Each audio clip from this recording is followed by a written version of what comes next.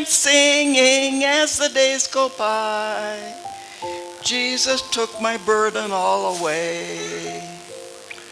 Once my heart was heavy with a load of sin. Jesus took the load and gave me peace within. Now I'm singing as the days go by. Jesus took my burden all away.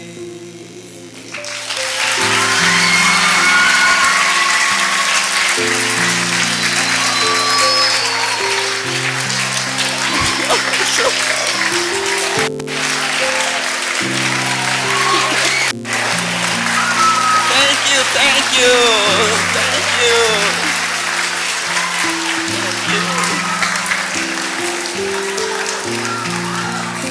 Well, it's Easter.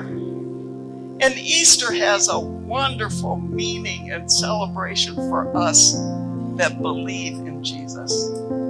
Something that's so very, very special. And when I think of this burden, what is this burden? This burden, when I look inside, lying, cheating, saying bad words, not being kind, so much. I can't name it all. But Jesus took it away. Let's look at a verse.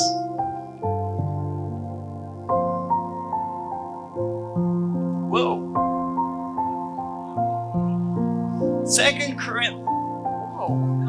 Who can read that? 2 Corinthians 5:21 says, God made him. That means Jesus. God made Jesus to be sin for us. What do you mean? Jesus was perfect. How could he be sin? But God made him who had no sin to be sin for us, so that we might have his righteousness. So Jesus took our sin on the cross. He died. He became sin. And guess what he gave us who believe in him, who know that it's true? He gave us his righteousness. That's a pretty nice exchange program. It sure is. He exchanged his righteousness for our sin. Then that sin. He died. He was buried, and he took all of that sin stuffed in the grave. You know what? All of that sin, yours, mine, and the sin of all the world, is buried there, and it never came out. Deep, maybe at the bottom of the ocean. But Jesus didn't stay there. No, Jesus didn't stay there. He came out. He came out and he talked to his disciples. And now he is still alive and can live in our hearts if we believe in him, if we ask him to come into our life. When I was a child, young like some of those here, our teacher taught us a song that said, into my heart, come into my heart, Lord Jesus, come in today, come in to stay, come into my heart, Lord Jesus. I listened to that song and I knew that it was something that I wanted. I wanted that in my heart. And so I didn't pray those words exactly, but I prayed, God, Jesus, come into my life. And as I grew, I still had him in my life, but some things changed a little because I made some decisions, like I have decided to follow Jesus. No turning back. No turning back.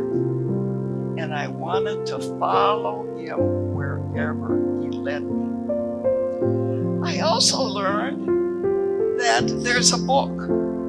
And this book is very special. It's the Bible. And the Bible is God's word to us. He speaks to us through the Bible.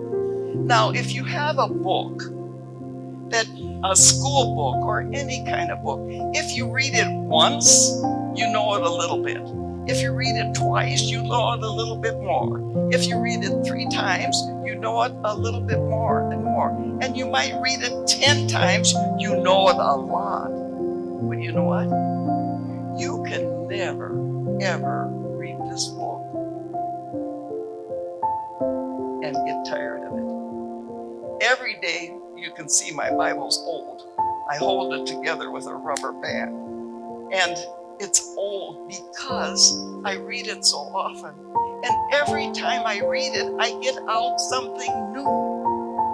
Because God's word is alive and active, and it speaks to me.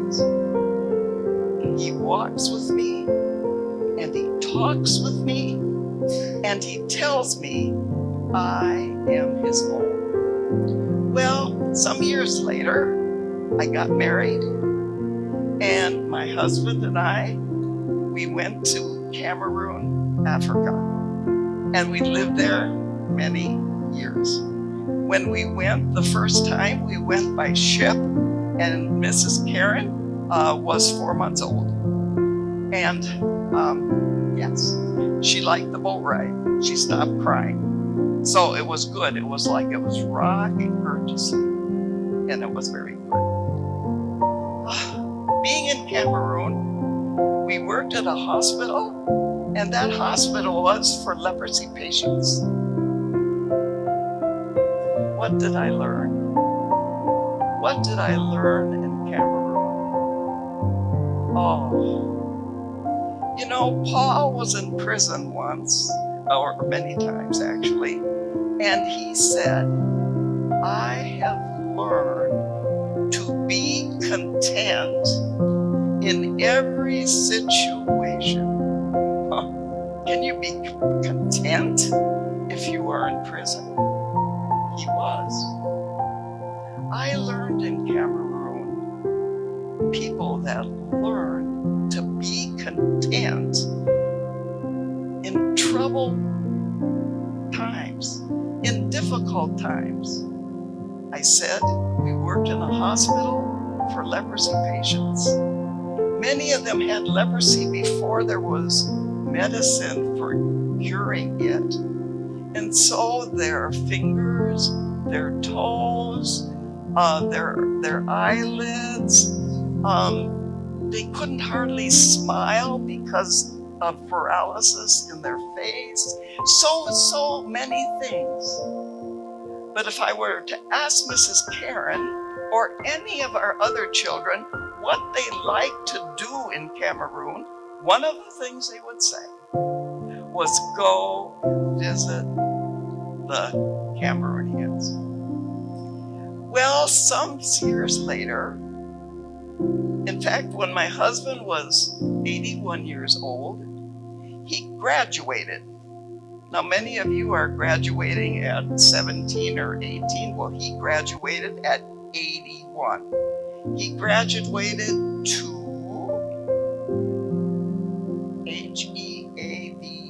Heaven.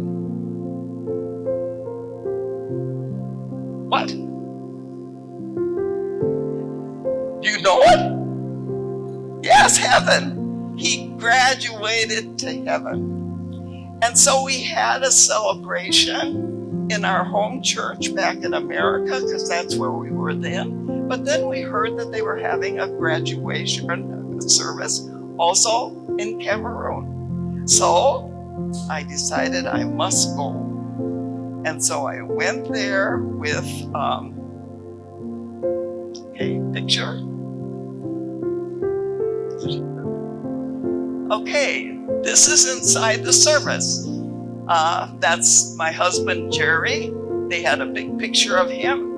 On the left is Mrs. Karen, Mrs. Kathy, our oldest daughter, and then me, and then Mrs. Karen.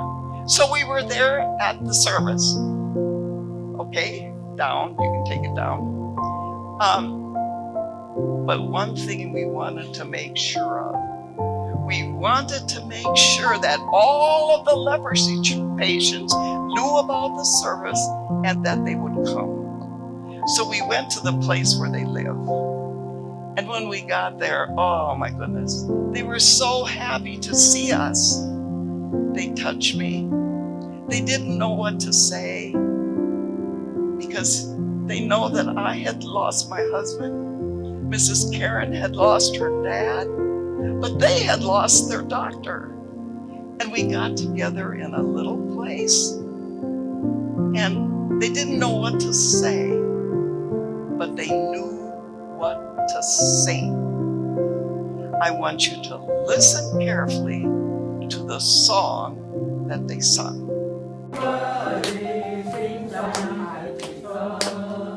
I do not worry, heaven is my home. I do not worry, since I am Jesus. I do not worry, heaven is my home. I do not worry, since I am Jesus. I do not worry, heaven is my home.